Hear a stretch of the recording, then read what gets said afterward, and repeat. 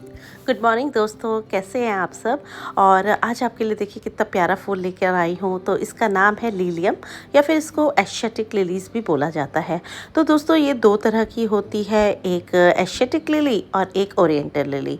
तो Asiatic lily का जो फ्लावर साइज़ होता है थोड़ा छोटा होता है, और ओरिएंटल लिलीज़ का जो फ्लावर्स होता है वो बड़ा भी होता है और उसमें खुशबू भी होती है। तो मैंने दोनों ही तरह की आज लगाई है। कई बार हम बहुत कंफ्यूज हो जाते हैं कि कौन सी ओरिएंटल लिली है, कौन सी एशियाटिक लिली है। लेकिन एशियाटिक लिलीज़ का आज मैं ये वीडियो बना रही हूँ क्योंकि अभी ओरिएंटल लिलीज़ में कलियाँ आई हैं, फ्लावर नहीं खिला है। तो आप देखिए कितने खूबसूरत कलर्स हैं इसके। सबसे पहले इसके रंगों की बात की जाए तो पिंक कलर आया है इस बार। हर साल मैं लगाती हूँ। ऑरेंज है, येलो है, तो एक हल्दी वाला येलो भी है। दो मतलब दो तीन कलर हैं येलो में भी, और बहुत सुंदर मैरून कलर इसमें आता है, वाइट कलर आता है। मतलब बहुत प्यारे प्यारे इसके कलर्स आते हैं। पिंक में भी काफ़ी सारे शेड्स आते हैं। तो हर साल मैं इनको ग्रो करती हूँ। अगर आप मेरे पुराने व्यूवर हैं तब तो आपको मालूम ही होगा कि पिछली बार मुझे लिलीपुट वैरायटी मिली थी, जो बहुत ही ड्रॉप वैरायटी होती है, छोटे पे भी फूल आ जाते हैं। मैंने पिछली बार वो ग्रो किए थे, लेकिन इस बार मुझे ये वाले इसके बल्ब्स मिले एशियाटिक लिली के, तो ये लगाए हैं। और ये जो आप मेरे हाथ में देख रहे हैं ना, ये ओरिएंटल लिलीज़ हैं। तो ये अभी छोटे हैं और इनमें मतलब कलियाँ तो बन गई हैं, लेकिन अभी फ्लावर्स नहीं आए हैं। तो क्या था ना कि जब एशियाटिक लिलीज़ के जो बल्ब्स होते हैं थोड़ा छोटे होते हैं, ओरिएंटल लिली के बल्ब थोड़े बड़े होते हैं। तो बल्ब के साइज़ से ही इनके फ्लावर्स का पता चलता है। जितना मैच्योर्ड बल्ब होगा उतनी ज़्यादा फ्लावरिंग होगी, उतनी ज़्यादा कलियाँ वो बनाएगा, उतना उस बल्ब के अंदर स्टोर रहता है उसका फूड, तो उसी हिसाब से वो ग्रो भी करता है। तो ये कुछ बातें हैं जो कि आज मैं अपने वीडियो के माध्यम से आपको बताना चाहती हूँ। अगर आप ये लगाते हैं और आपको इसकी नॉलेज है फिर तो बहुत ही अच्छी बात है। लेकिन जो भाई बहन बिगनर हैं या वो इन फूलों को लगाना चाहते हैं, वो हमेशा इनको बुकेज़ में देखते होंगे, फ्लावर शॉप पे देखते होंगे, और उनके मन में भी होगा कि काश हमें इसके बल्ब्स मिल जाएं और हम इनको ग्रो करें। तो चलिए उन्हीं के लिए मैं आज आपको थोड़ी सी टिप्स एंड ट्रिक्स हैं वो बताती हूँ, जिससे कि आप इतनी हैवी ब्लूमिंग ले सकते हैं। और ये फ्लावर का जो आप स्टॉक देख रहे हैं ना, इसमें कम से कम 7-8 फूल खिले हैं। येलो वाले में कितना खूबसूरत, और ऑरेंज कलर तो देखिए इसका कितना चटक है। मतलब बहुत ही प्यारे फ्लावर्स ये मुझे लगते हैं। और ये दोस्तों मैंने लगाए थे नवंबर में। तो अगर आपके यहाँ जल्दी सर्दी शुरू हो जाती है तब आप इसको सितंबर एंड से इसके बल्ब्स को ग्रो कर सकते हैं। और सितंबर, अक्टूबर, नवंबर, दिसंबर 4 महीने आप इनको लगाएंगे। करीब करीब आपको 1.5 से 2 महीने में इनकी पूरी मतलब फ्लावरिंग आपको मिल जाती है। 1 महीने में ही इसकी कलियाँ तो बनने लग जाती हैं। मतलब फिर वो धीरे धीरे मैच्योर होती हैं और फिर वो खिलती हैं। तो इस तरह से ये देखिए, ये पिंक कलर है इसका, येलो कलर, बहुत ही खूबसूरत कलर्स हैं। तो दोस्तों बात थी कि इसको कब लगाया जाता है, तो इसको इस तरह से मैंने लगाया था और नवंबर लास्ट में। और इसकी जो मिट्टी थी ना, वो बहुत वेल ड्रेनिंग मिट्टी ली थी मैंने, और सॉइल बहुत अच्छा था, वेल ड्रेनिंग था, जिससे कि जो गमला में जब हम बल्ब को डालें तो वो रॉट ना हो।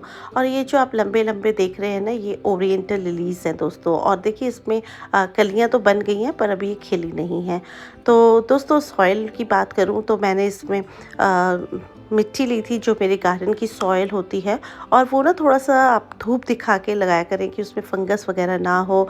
और उसमें ली थी कंपोस्ट जो होती है, या तो गोबर की सड़ी हुई खाद। अगर आपके वहाँ गोबर की खाद नहीं मिलती है तो आप कंपोस्ट, वर्मी कंपोस्ट जो होता है वो भी ले सकते हैं। उसमें थोड़ा सा मैंने सैंड डाली थी, जिससे कि जो उसका ड्रेनेज है वो बहुत अच्छा हो जाए। नीम खली, बोन मील और फंगिसाइड पाउडर, मतलब आधा चम्मच के करीब, इस तरह से इसका जो सॉइल मिक्स था वो बनाया था। अगर आप चाहें तो कुछ दाने उसमें डीएपी के डाल सकते हैं, नहीं तो आप बाद में भी उन्हें दे सकते हैं। तो अगर आप पूरी तरह से ऑर्गेनिक की तरफ जाएं तो आप बनाना जो पील होता है ना, उसको सुखाकर उनके छिलकों को पीस कर भी डाल सकते हैं पोटाश के लिए। तो उससे आपके जो फ्लावर्स हैं उनके कलर्स बहुत चटक आते हैं। तो इस तरह का सॉइल मिक्स दोस्तों मैं एक ही बार बना के डाल देती हूँ। मतलब हर बार फिर धीरे धीरे जो लिक्विड मैन्योर वगैरह है वो कम देती हूँ। तो इस तरह के मैंने सॉइल मिक्स बनाया था। अब मैं बात करती हूँ इसके पॉट साइज़ की। तो दोस्तों ये 8 इंच का गमला है और 10 इंच का गमला है, मतलब इस तरह के गमलों में मैंने इनको लगाया है। तो ओरिएंटल लिली के बल्ब्स बड़े थे तो वो मैंने सिर्फ एक ही मतलब बल्ब को ग्रो किया है 8 इंच में, और जो ये 10 इंच के गमले हैं इनमें मैंने दो दो बल्ब्स को डाला था। आपके दोनों बल्ब की दूरी 2 इंच के करीब होनी चाहिए। तो क्योंकि ये एशियाटिक लिलीज़ के बल्ब थोड़े से छोटे थे तो मैंने इनको दो दो लगाया है, इसीलिए मुझे बिल्कुल पहचान है कि जिनमें दो दो स्टिक निकली हैं वो सब एशियाटिक लिलीज़ हैं। क्योंकि कई बार क्या होता है ना, एशियाटिक लिली के भी फ्लावर्स जो है ना बहुत बड़े बड़े आ जाते हैं, बड़े सुंदर, तो कंफ्यूज भी हो जाते हैं कि कौन सा एशियाटिक लिली है और कौन सा ओरिएंटल लिली है। और ओरिएंटल लिली में सिर्फ मैंने एक ही बल्ब को ग्रो किया था। अब बात करते हैं दोस्तों इसके, जैसे कि सॉइल मिक्स और बल्ब की लगाने की पॉट साइज़ की। तीसरा है सनलाइट। तो आप जब भी इसको लगाएं बल्ब्स को, तो दोस्तों आधा आप मिट्टी भरकर इसको रख दीजिए, सेट कर दीजिए, और जो इसका स्प्राउट है वो ऊपर की साइड रहना चाहिए। इस पर मेरा एक डिटेल वीडियो है, हाउ टू ग्रो बल्ब्स, वो आप देख सकते हैं। और बस उसको कर दीजिए, थोड़ी ही देर में वो स्प्राउट जो है ऊपर आ जाएगा, और उस टाइम पे जब वो ऊपर आ जाए तब भी आप इसकी मिट्टी को भर सकते हैं और स्टेकिंग कर सकते हैं। और ये जो मैं आपको लंबी लंबी पत्तियां दिखा रही हूँ ना, ये ओरिएंटल लिली की है। तो यही पहचान है, जो ओरिएंटल लिली की लीव्स हैं वो लंबी होती हैं, और एशियाटिक लिलीज़ की जो लीव्स होती हैं थोड़ी सी छोटी और चौड़ी होती हैं। तो बस यही फ़र्क है दोस्तों दोनों में। तो आप पत्तियों से भी इनका अंदाज़ा लगा सकते हैं। अब बात करते हैं, अगर हम पॉट साइज़ में देखिए, नीचे की साइड में आपको दिखा रही हूँ, ये दो दो स्टिक्स हैं, तो ये सब लिलियम्स हैं। और यहाँ पर नीचे की साइड एक जिसमें है ये देखिए कितनी सारी कलियाँ इसमें बनी हैं, और लीफ मैं आपको दिखा रही हूँ कितनी लंबी लंबी है। तो ओरिएंटल लिली की जो लीव्स होती हैं लंबी होती हैं, और जो एशियाटिक लिली की देखिए लीव्स हैं छोटी होती हैं। ये मैंने स्टिकिंग करी है क्योंकि ये इधर उधर लुढ़क जाते हैं। तो मैं वही बता रही थी आपको कि जिस टाइम आप लगाएं उस टाइम आप इनकी स्टिकिंग कर देंगे, क्योंकि आपको आइडिया रहेगा कि बल्ब कहाँ पर है। बाद में हम करते हैं स्टिकिंग तो फिर वो कई बार बल्ब के डैमेज होने का भी खतरा रहता है, क्योंकि आइडिया नहीं हो पाता कि बल्ब कहाँ पे है। तो इस तरह से दोस्तों आप इसमें स्टिकिंग कर दिया करें, जिससे कि आपकी जो इसकी स्टैम्प है इधर उधर रुड़के ना हवा से। ये सब ओरिएंटल लिलीज़ हैं, ये देखिए कितनी लंबी इसकी लीव है। तो बस इसी से पता चलता है इसमें इनको बल्ब्स को ग्रो करने के बाद दोस्तों आपको उस टाइम ठंड रहती है, क्योंकि नवंबर में अक्टूबर में, तो आप इसको 6 से 8 घंटे की धूप दीजिए। और 6 से 8 घंटे की जब आप धूप देंगे तो ये जल्दी स्प्राउट होंगे और बल्ब्स जो है काफ़ी अच्छे निकलेंगे। अगर आप इनको छाया में रख देंगे तो आपकी स्प्राउटिंग तो होगी लेकिन कलियां नहीं बनेंगी, इसलिए इसको धूप देना भी बहुत ज़रूरी है। और नीचे देख रहे होंगे आप घास है, क्योंकि दोस्तों सनलाइट बहुत ज़्यादा तेज़ हो गई है, तो मैं इसलिए इसको गुड़ाई नहीं कर रही हूँ, क्योंकि जो रूट्स हैं उन पे डायरेक्ट धूप ना पड़े और मिट्टी में थोड़ा सा मॉइस्चर बना रहे।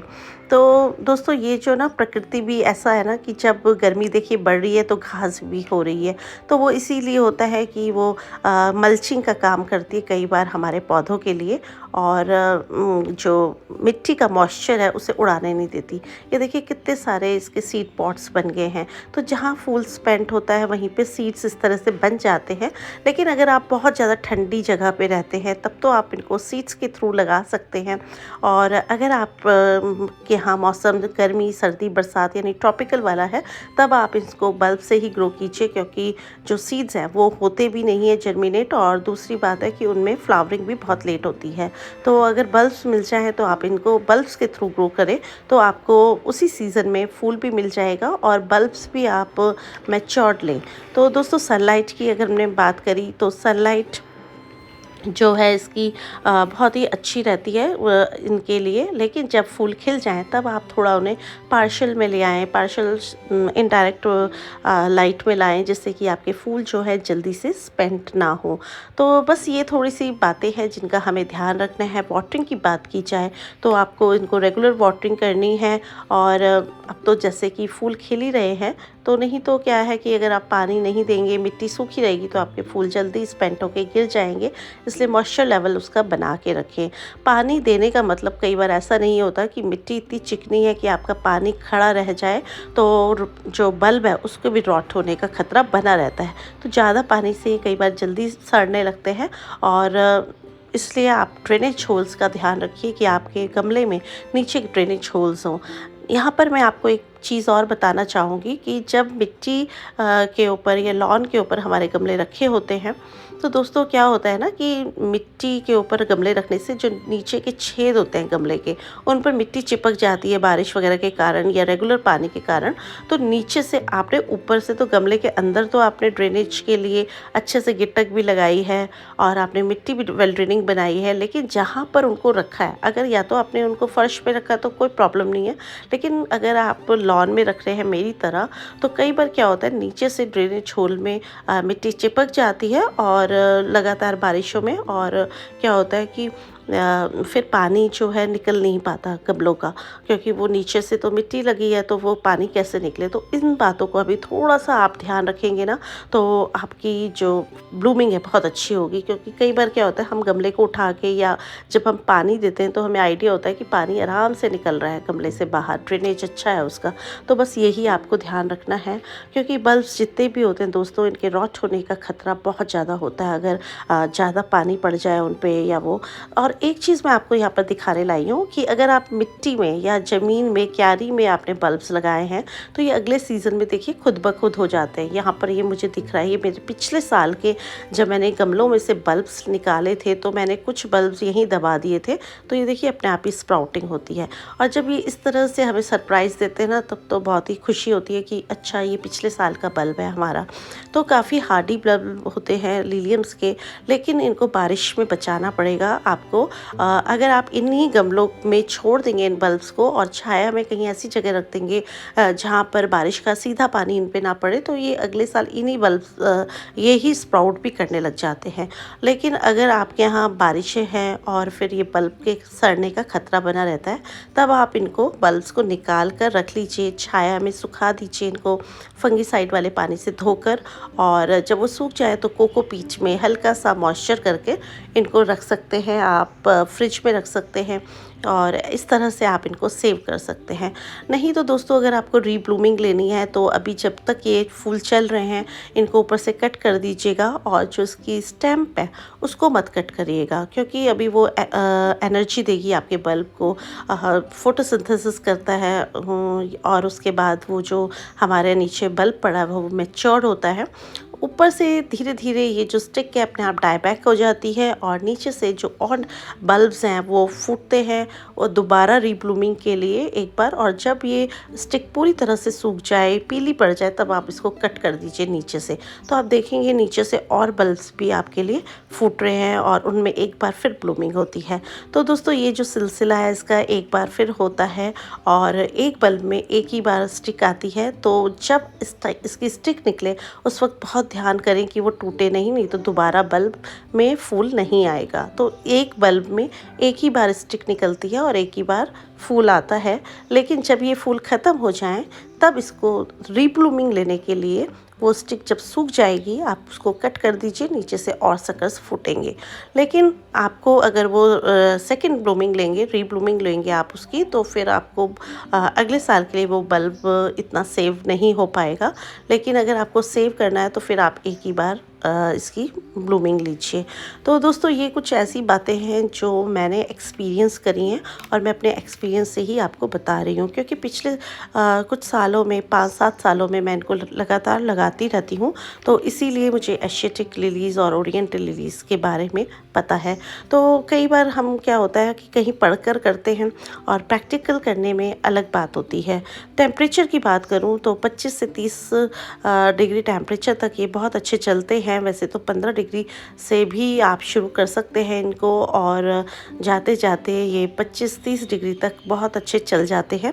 लेकिन जैसे जैसे गर्मी बढ़ती है फिर ये जो फूल हैं ये ख़राब होने लगते हैं।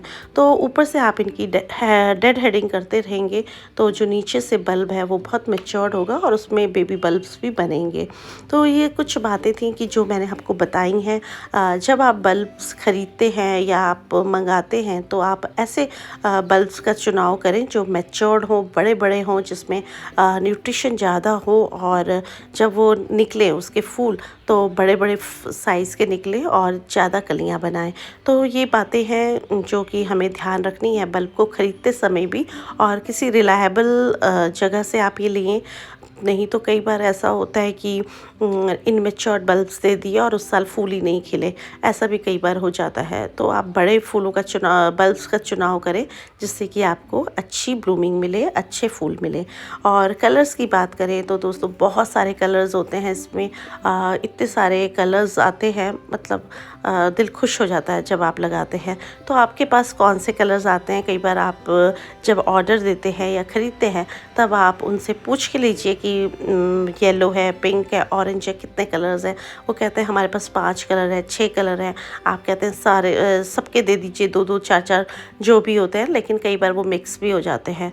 तो बस इन बातों का हमें ध्यान रखेंगे तो हमारे फूल जो है बहुत सुंदर खिलेंगे।